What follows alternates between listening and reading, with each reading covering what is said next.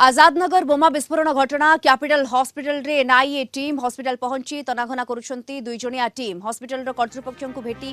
किछि तथ्य संग्रह करुछंती विस्फोरण रे मृत व्यक्ति को पोस्टमार्टम करथिबा डाक्टर ठाରୁ तथ्य संग्रह करुछि एनआईए टीम कैपिटल हॉस्पिटल रे विस्फोरण रे मृत व्यक्ति को पोस्टमार्टम होइतला। अधिक सूचना पाई सदाशिव काम सहित लाइव रे जोड़ी होउछंती भुवनेश्वर रिपोर्टर तापस परिडा जोड़ी होउछंती। तापस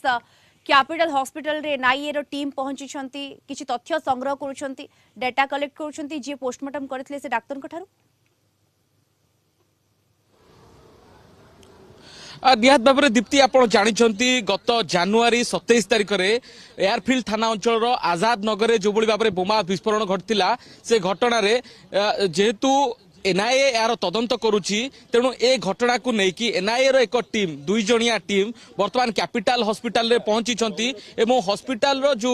सुपरिटेडेंट रही भेटी किछि तथ्य संग्रह करुछंती। दीप्ति मु कहि रखिबाकू चाहिबी जो भली भाव में आजाद नगर जो बोमा विस्फोरण घटिला छात उपरे बोमा भिड़ुथिबा बेले जो भली भाव में एक बड़ धৰণৰ विस्फोरण होइतिला से